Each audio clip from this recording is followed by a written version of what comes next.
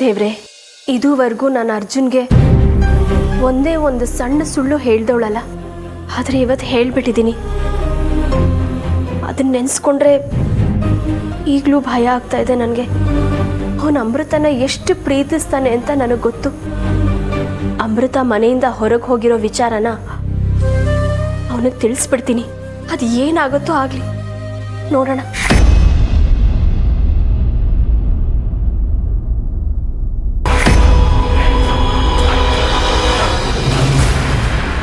ಯಾಕೆ ನನ್ನ ದಾರಿ ಗಡ್ಡ ನಿಂತಿದ್ದೀರಾ? ಈ ಮನೆಯಲ್ಲಿ ಯಾವುದೇ ಆತಂಕ ಅನಾಹುತ ಸೃಷ್ಟಿ ಆಗಬಾರ್ದು ಅಂತ. ಅಷ್ಟಕ್ಕೂ ನೀನೆಲ್ಲಿಗೆ ಹೋಗ್ತಾ ಇದೀಯಾ? ಅರ್ಜುನ್ ರೂಮ್ಗೆ. ಯಾಕೆ? ನಾನು ಅರ್ಜುನ್ಗೆ ಇದುವರೆಗೂ ಯಾವ ಸುಳ್ಳನ್ನು ಹೇಳಿಲ್ಲ. ಇವತ್ತು ಸುಳ್ಳು ಹೇಳಿದ್ದೀನಿ ಅನ್ನೋ ಪಾಪ ಪ್ರಜ್ಞೆ ನನ್ನನ್ನು ಕಾಡ್ತಾ ಇದೆ. ಅದಕ್ಕೆ ಅರ್ಜುನ್ ಹತ್ರ ಹೋಗಿ ನಡೆದಿರೋ ಎಲ್ಲ ವಿಷಯನೂ ಹೇಳ್ಬಿಡ್ತೀನಿ.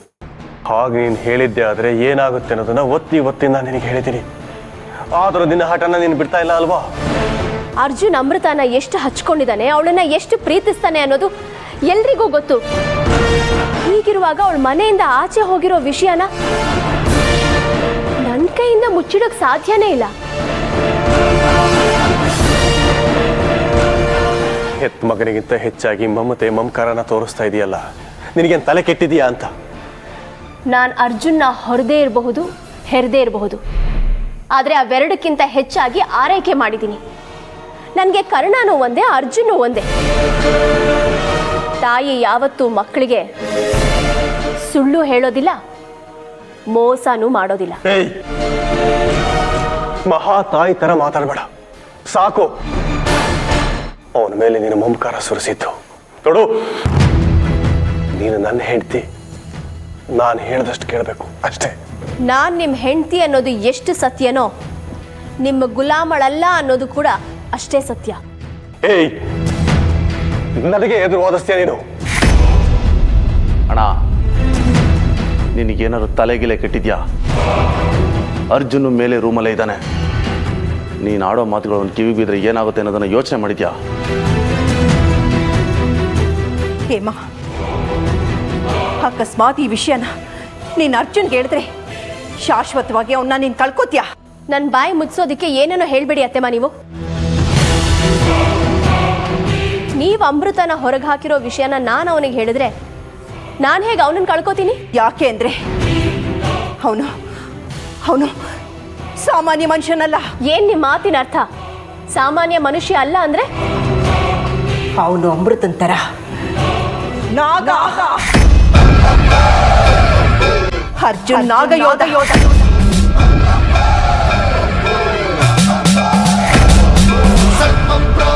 ಅಮೃತ ನಾಗಿನಿ ಅಂತ ಅವನಿಗೇನಾದ್ರೂ ಗೊತ್ತಾದ್ರೆ ಅವಳನ್ನ ಹುಡುಕೊಂಡು ಹೋಗ್ತಾನೆ. ಅವಳು ಅರ್ಜುನ್ಗೆ ಸಿಕ್ಕೇ ಸಿಗ್ತಾಳೆ. ಇಬ್ರು ಒಟ್ಟಿಗೆ ನಾಗಲೋಕ ಸೇರ್ತಾರೆ.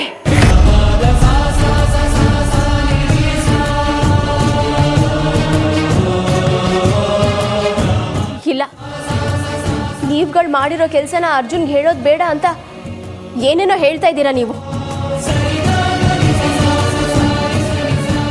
ನನ್ನ ಮಗ ಅರ್ಜುನ್ ನಾಗಯೋಧ ಅನ್ನೋದನ್ನ ನಾನು ನಂಬೋದಿಲ್ಲ. ಅಷ್ಟಕ್ಕೂ ನಾಗಯೋಧ ಅಂದ್ರೆ ಏನು ಹೇಳಿ? ಏನು? ಅದಕ್ಕೆ ನೀವು ಅಂದ್ಕೊಂಡಾಗ ಏನೂ ಇಲ್ಲ. ಅಮ್ಮ ಹೇಳ್ತಿರೋದು ನಿಜ. ಅರ್ಜುನ್ ನಾಗಯೋಧನೆ. ಹೌದು ಹೇಮಾ, ಇವರಿಬ್ರು ಹೇಳ್ತಿರೋದು ಸತ್ಯ. ನೋಡಿ, ನಿಮಗೆ ನಂಬಿಕೆ ಬಂದಿಲ್ಲ ಅಂದರೆ ಸ್ವಲ್ಪ ಹೊತ್ತು ಕಾಯಿರಿ. ಅವನು ನಾಗಯೋಧ ಅನ್ನೋದು ನಿಮಗೆ ಗೊತ್ತಾಗತ್ತೆ. ಅಲ್ಲಿವರೆಗೂ ಅರ್ಜುನ್ಗೆ ಏನು ಹೇಳೋದಕ್ಕೆ ಹೋಗ್ಬೇಡಿ.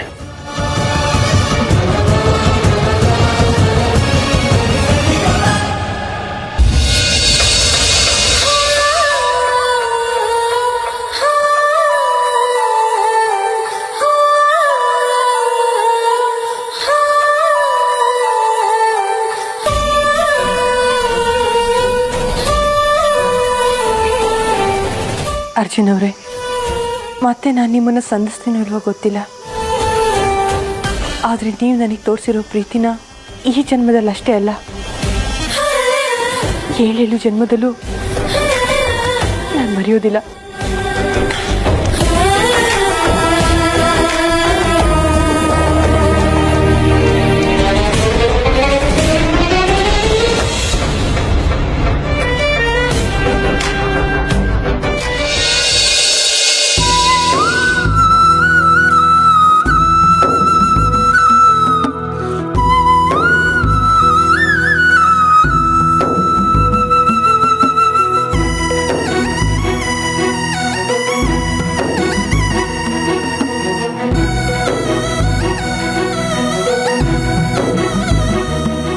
ಯಾಕಕ್ಕ ಹಾಗೆ ನೋಡ್ತಾ ಇದ್ಯಾ? ನಾನು ಯಾರು ಅಂತ ಗುರ್ತು ಸಿಗ್ಲಿಲ್ವಾ? ನಿಂಗೆ ಎಲ್ಲಿ ಸಿಗತ್ತೆ ಹೇಳು? ಅರ್ಜುನ ನನ್ನ ಪ್ರೀತಿಯಲ್ಲಿ ನೀನು ಮುಳುಗೋಗಿರೋದಕ್ಕೆ ನಾನು ಮರ್ತೋಗಿರ್ತೀನಿ. ಹಾಗೆ ಈ ಪ್ರಪಂಚನೂ ಮರ್ತೋಗಿರತ್ತೆ. ನಿನಗೆ ಅರ್ಜುನ್ ಅವರು ಗೊತ್ತಾ? ಅರ್ಜುನನೂ ಗೊತ್ತು, ನೀವು ಪ್ರೀತಿ ಮಾಡ್ತಿದ್ದು ಗೊತ್ತು, ಹಾಗೆ ನೀವು ಮದುವೆ ಆಗಿದ್ದು ಗೊತ್ತು. ಇಷ್ಟೆಲ್ಲ ಹೇಳ್ತಾ ಇದ್ದೀನಿ, ಇನ್ನೂ ನಾನು ಯಾರು ಅಂತ ನೆನಪಾಗ್ಲಿಲ್ವಾ? ಇಲ್ಲ, ನೆನಪಾಗ್ಲಿಲ್ಲ. ನಾನಕ್ಕ ಮಲ್ಲಿ, ಇಲ್ಲೇ ಹೂ ಮಾಡ್ತಾ ಇದ್ನಲ್ಲ.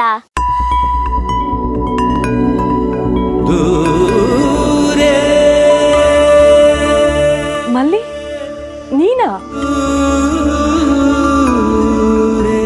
ದೊಡ್ಡೋಳಾಗಿದೆಯಲ್ಲ, ನನಗೆ ಗುರ್ತೇ ಸಿಗ್ಲಿಲ್ಲ. ಹೇಗಿದ್ಯಾ ಮಲ್ಲಿ? ನಾನು ಚೆನ್ನಾಗಿದ್ದೀನಿ ಅಕ್ಕ, ನೀನು ಹೇಗಿದ್ಯಾ?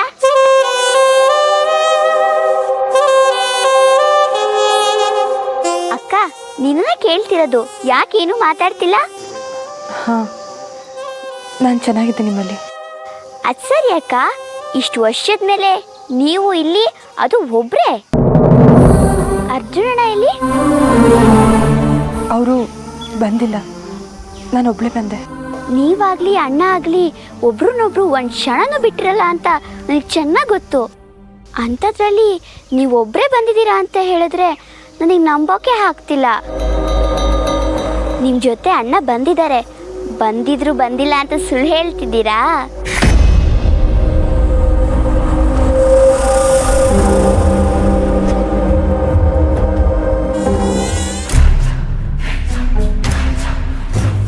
ಅಣ್ಣ, ಈ ನಾಗಿಣಿನ ಮನೆಯಿಂದ ಹೊರಗಡೆ ಹಾಕಿರೋ ವಿಷಯ ಅರ್ಜುನ್ಗೆ ಏನಾದರೂ ಗೊತ್ತಾಗೋದ್ರೆ ಪರಿಣಾಮ ಏನಾಗುತ್ತೆ ಅನ್ನೋದನ್ನ ನೆನೆಸ್ಕೊಂಡ್ರೆ ನನ್ನ ಕೈ ಕಾಲೆಲ್ಲ ನಡ್ಗತ್ತೆ. ನಿನಗೆ ಕೈ ಕಾಲು ನಡಕ್ತಾ ಇದೆ, ಆದರೆ ನನಗಿಲ್ಲಿ ಎದೆ ಬಡಿತಾನೆ ನಿಂತು ಹೋದಾಗ ಅನ್ನಿಸ್ತಾ ಇದೆ. ಅವ್ನು ನನ್ನ ಕಣ್ಣಿಗೆ ಅರ್ಜುನ್ ಥರನೋ ಯಾವುದೋ ನಾಗನ ಥರನೋ ಕಾಣಿಸ್ತಾ ಇಲ್ವೋ? ಕೈಯಲ್ಲಿ ಯಮಪಾಶ ಹಿಡ್ಕೊಂಡು ಕೋಣದ ಮೇಲೆ ಯಮರಾಜ ಬರ್ತಾನಲ್ಲ, ಹಾಗನ್ನಿಸ್ತಾ ಇದೆ ನನಗೆ. ಮತ್ತೆ ಈಗ ಏನಣ್ಣ ಮಾಡೋದು? ಏನು ಮಾಡೋದು? ಈಗ ನಮಗಿರೋ ಒಂದೇ ದಿಕ್ಕು ಬಾಬಾನೇ ಅಲ್ವಾ, ಅವ್ರನ್ನೇ ನೆನೆಸ್ಕೋಬೇಕು. ಬಾಬಾ ಅಣ್ಣ, ಬಾ. ಬಾಬಾ ಬಾಬಾ ಬಾಬಾ ರುದ್ರ ರುದ್ರ ರುದ್ರ ನಾನ್ ತಪಸ್ಸಿಗೆ ಹೋಗ್ತೀನಿ ಅಂತ ಹೇಳಿದ್ದೆ ತಾನೆ, ಮತ್ತೆ ನೆನ್ಸ್ಕೊಂಡೆ. ಬಾಬಾ, ನಮಗೆ ಗುರು ದೈವ ಅಂತ ಇರೋದು ನೀವೊಬ್ಬರೇ ಅನ್ನೋದನ್ನ ಮರೆಯೋದಕ್ಕೆ ಹೋಗ್ಬೇಡಿ. ನಮ್ಮನ್ನ ಕಾಯೋರು, ಕಾಪಾಡೋರು ನಿಮ್ಮನ್ನ ಬಿಟ್ರೆ ಬೇರೆ ಯಾರಿದ್ದಾರೆ ಬಾಬಾ? ನೀವು ಮಾತಾಡ್ತಿರೋದನ್ನ ಕೇಳಿಸ್ಕೊಂಡ್ರೆ ಯಾವುದೋ ಸಂದಿಗ್ಧ ಪರಿಸ್ಥಿತಿ ಇರೋ ಹಾಗಲ್ಲ ಬಾಬಾ, ಅಂತ ಸ್ಥಿತಿನಲ್ಲೇ ಇದ್ದೀವಿ. ಅಂಥದ್ದೇನಾಯ್ತು? ಬಾಬಾ, ಅಮೃತನ್ನ ಮನೆಯಿಂದ ಹೊರಗೆ ಹಾಕಿರೋದು ನಾವೇ ಅಂತೇಳಿ ಅರ್ಜುನ್ಗೆ ಹೇಳ್ತೀನಿ ಅಂತೇಳಿ ಹೇಮಾ ಹೇಳಿದ್ಲು. ಅರ್ಜುನ್ಗೇನಾದ್ರೂ ಈ ವಿಷಯ ಗೊತ್ತಾದ್ರೆ ಅವನಂತೂ ನಮ್ಮನ್ನ ಸುಮ್ಮನೆ ಬಿಡೋದಿಲ್ಲ. ಅರ್ಜುನ್ ಸಹ ನಾಗಯೋಧ, ಅವನಿಗೇನಾದ್ರೂ ಈ ವಿಷಯ ಗೊತ್ತಾದ್ರೆ ಅಮೃತನ ಜೊತೆ ಕರ್ಕೊಂಡು ನಾಗಲೋಕಕ್ಕೆ ಹೋಗ್ತಾನೆ ಅಂತ ಎಷ್ಟು ಸಲ ಹೇಳಿದ್ರು ಹೇಮನಿಗೆ ನಮ್ಮ ಮಾತಿನ ಮೇಲೆ ನಂಬಿಕೆ ಬರ್ತಾ ಇಲ್ಲ. ಹೇಮನಿಗೆ ಅರ್ಜುನ್ ನಾಗಯೋಧ ಅಂತ ಗೊತ್ತಾಗಬೇಕು. ಹಾಗೆ ಯಾವುದೇ ಕಾರಣಕ್ಕೂ ಹೇಮ ಈ ವಿಷಯನ ಅರ್ಜುನ್ ಮುಂದೆ ಹೇಳಬಾರ್ದು. ಹಾಗೆ ಮಾಡಿ ಬಾಬಾ. ಹೌದು ಬಾಬಾ. ಅಷ್ಟೇ ತಾನೆ? ಅರ್ಜುನ್ ನಾಗ ಯೋಧ ಅನ್ನೋದನ್ನ ಹೇಮ ಕಣ್ಣಾರೆ ನೋಡಿ ನಂಬ್ತಾಳೆ. ಬಿಡು.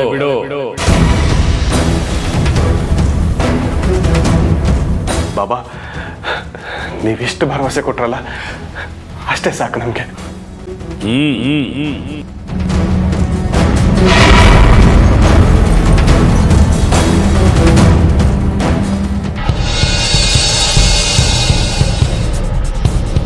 ಈ ಅಮೃತ ಅವ್ರು ಎಲ್ಲಿ ಹೋದ್ರು? ಅವ್ರ ಮುಖ ನೋಡಿದೆ ಎಷ್ಟೋ ವರ್ಷಗಳಾಯ್ತೇನೋ ಅಂತ ಅನ್ನಿಸ್ತಾ ಇದೆ. ಏನು ಮಾಡೋದು?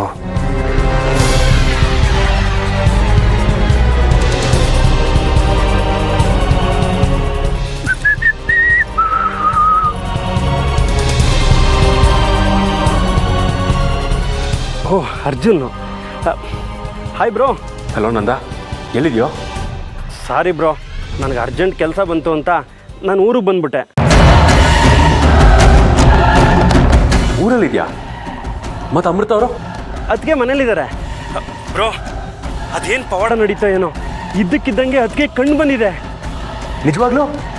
ಹೌದು ಬ್ರೋ, ಮೊದಲು ನನಗೂ ನಂಬಕ್ಕಾಗಲಿಲ್ಲ. ಆದರೆ ಅದು ಯಾವ ದೇವ್ರ ದಯನೋ ಏನೋ ಅದಕ್ಕೆ ಕಣ್ಣು ಬಂದಿರೋದಂತೂ ಸತ್ಯ. ಅದಕ್ಕೆ ತಾನೇ ನಾನು ಅದಕ್ಕೆ ನಮ್ಮ ಮನೇಲಿ ಬಿಟ್ಟು ಧೈರ್ಯವಾಗಿ ಊರಿಗೆ ಬಂದಿರೋದು.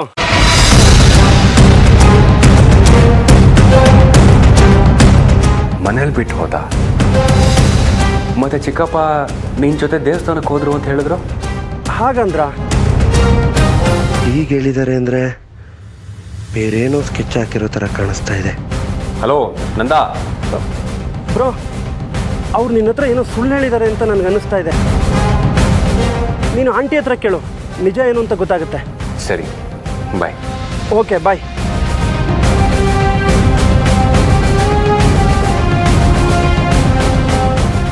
ಮತ್ತು ಮನೇಲಿ ಯಾಕೆ ಸುಳ್ಳು ಹೇಳಿದ್ರು?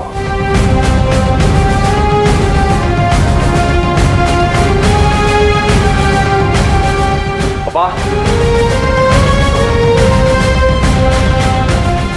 ಅಯ್ಯೋ, ಆ ನಾಗ ಬಂದೀಗ ನನ್ನ ಹತ್ರ ಅಮೃತನ ಬಗ್ಗೆನೇ ಕೇಳ್ತಾನೆ.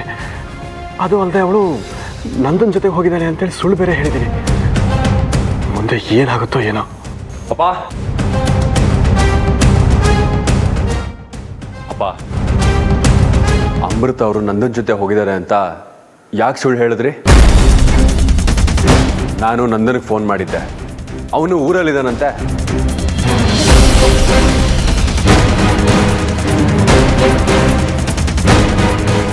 ಜೈ ಮಹಾಕಾಳ.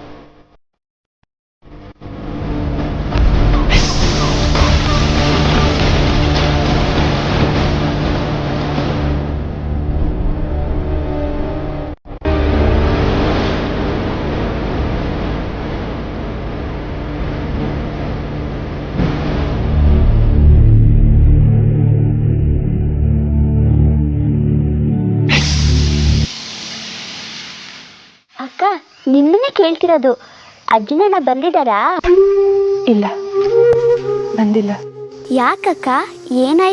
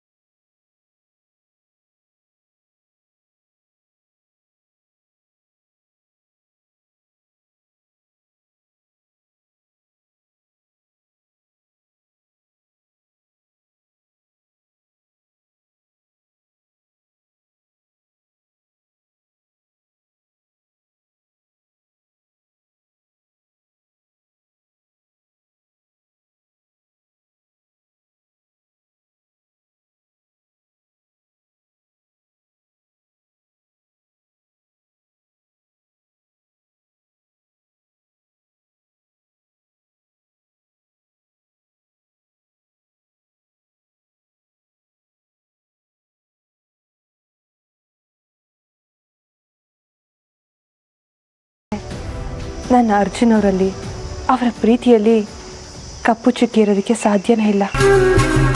ಮತ್ತೆ ಯಾಕಕ್ಕ ಬೇಜಾರಲ್ಲಿದೆಯಾ? ಯಾವ್ಯಾವ ಸಮಯಕ್ಕೆ ಏನೇನಾಗಬೇಕೋ ಅದೇ ಆಗಬೇಕು ಅಂತ ದೊಡ್ಡವರೇ ಹೇಳ್ತಾರೆ.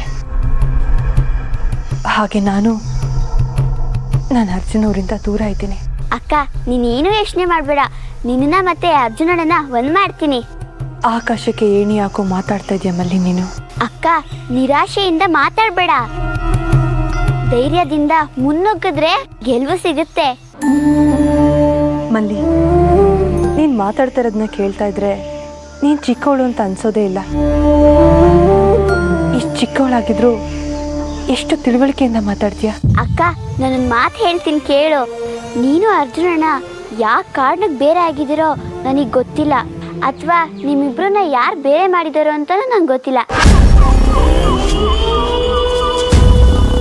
ಆದರೆ ನಾನು ಮಾತ್ರ ನಿನ್ನ ಮತ್ತೆ ಅರ್ಜುನಣ್ಣನ ಒಂದು ಮಾಡೇ ಮಾಡ್ತೀನಿ. ನಾನು ಹಗಲು ರಾತ್ರಿ ಕಷ್ಟಪಟ್ಟು ಅಮೃತ ಅರ್ಜುನ ದೂರ ಮಾಡಿದ್ರೆ ನೀನು ಅವರಿಬ್ಬರನ್ನ ಒಂದು ಮಾಡ್ತೀಯ. ಎಷ್ಟು ಧೈರ್ಯ ಇದ್ರೆ ನೀನು ಈ ಮಾತನ್ನ ಹೇಳ್ತೀಯ?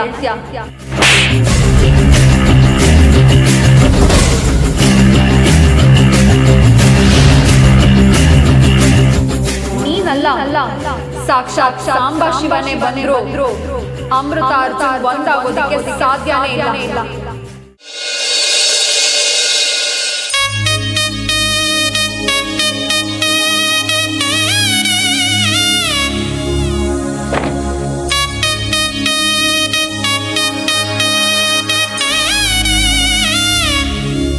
ವೈಷ್ಣವಿ, ದೇವಸ್ಥಾನಕ್ಕೆ ಬಂದರೂ ನೀ ಯಾಕೆ ಇಷ್ಟೊಂದು ಸಪ್ಪಗಿದೆಯಾ? ಸಪ್ಪಗಿರ್ದೆ ಸಂತೋಷವಾಗಿ ಸಮಾಧಾನವಾಗಿರೋಕ್ಕಾಗುತ್ತೇನ್ರಿ? ಹೆಣ್ಣಿಗೆ ಹೆಣ್ತನಕ್ಕೆ ಸಂಪೂರ್ಣವಾದ ಗೌರವ ಹಾಗೂ ಸಾರ್ಥಕತೆ ಸಿಗೋದು ಅವಳ ತಾಯಿಯಾದಾಗ್ತಾನೆ. ಅದು ನನಗೆ ಗೊತ್ತು ವೈಷ್ಣವಿ. ನಮ್ಮ ಈ ಕೊರಗನ್ನು ನಿಗ್ಸೋದಕ್ಕೆ ಅಲ್ವಾ ನಾವು ಈ ಪೂಜೆ ಮಾಡಿಸ್ತಾ ಇರೋದು. ರೀ, ನಮ್ಮ ಪೂಜೆಗೆ ಫಲ ಸಿಗುತ್ತಾ? ಮನುಷ್ಯ ಪಾಪ ಮಾಡಿದ್ರು ಪುಣ್ಯ ಮಾಡಿದ್ರು ನೆರಳಿನ ಹಾಗೆ ಅದು ಅವನ್ನ ಹಿಂಬಾಲಿಸ್ತಾನೆ ಇರುತ್ತಂತೆ. ನಾವು ಮಾಡ್ತಾ ಇರೋ ಈ ಪೂಜೆ ಫಲ ಖಂಡಿತ ನಮಗೆ ಸಿಕ್ಕೇ ಸಿಗುತ್ತೆ. ನಂಬದೆ ಕೆಟ್ಟವರು ನೂರಾರು ಜನ ಇದ್ದಾರೆ ವೈಷ್ಣವಿ, ಆದರೆ ನಂಬಿ ಕೆಟ್ಟವರು ಯಾರೂ ಇಲ್ಲ. ನಿನ್ನಲ್ಲಿ ಇಷ್ಟೊಂದು ನಿರಾಸೆ ಭಾವ ಯಾಕಿದೆ ಅಂತ ನಂಗೆ ಗೊತ್ತು ಬಿಡು. ಇಷ್ಟು ವರ್ಷಗಳಿಂದ ಮಕ್ಕಳಿಗೋಸ್ಕರ ಹಂಬಲಿಸಿ ಬೇಡದೇ ಇರೋ ದೇವರಿಲ್ಲ, ಮಾಡದೇ ಇರೋ ಪೂಜೆ ಪುನಸ್ಕಾರ ಇಲ್ಲ. ಹಾಗೆ ಇದು 10ರಲ್ಲಿ ಇನ್ನೊಂದು ಅಂತ ಅಂದ್ಕೊಂಡ್ರು ಹಾಗಿದೆ ನೀನು ಅಲ್ವಾ ವೈಷ್ಣವಿ? ಹೌದು. ನಾವು ಇದುವರೆಗೂ ನಾಗ ಪ್ರತಿಷ್ಠಾಪನೆ, ನಾಗಾರಾಧನೆ ಯಾವುದನ್ನು ಮಾಡಿಸಿಲ್ವಲ್ಲ. ಹಿಂದೆನೇ ಇದನ್ನು ಮಾಡಿಸಿದ್ರೆ ಬಹುಶಃ ಇಷ್ಟೊತ್ತಿಗಾಗಲೇ ಮಕ್ಕಳಾಗ್ತಿದ್ವೋ ಏನೋ. ನೋಡು, ಒಂದು ಜೀವ ಈ ಮಣ್ಣನ್ನು ಬಿಟ್ಟು ಹೋಗೋದಕ್ಕೂ ಇನ್ನೊಂದು ಜೀವ ಈ ಭೂಮಿ ಮೇಲೆ ಬರೋದಕ್ಕೂ ಒಂದು ಸಮಯ, ಗಳಿಗೆ ಅನ್ನೋದು ಬರಬೇಕು. ಬಹುಶಃ ನಮ್ಮ ಜೀವನದಲ್ಲಿ ಅದು ಈಗ ಬಂದಿದೆಯೇನೋ. ಒಳ್ಳೆ ಮನಸ್ಸಿನಿಂದ ಪೂಜೆ ಮಾಡೋಣ ವೈಷ್ಣವಿ, ಎಲ್ಲ ಒಳ್ಳೆಯದಾಗತ್ತೆ. ಬಾ ಅನಿಲ್, ಆ ಹೂವನ್ನು ಎಲ್ಲ ಒಳಗೆ ತಂದುಬಿಡಿಪ್ಪ.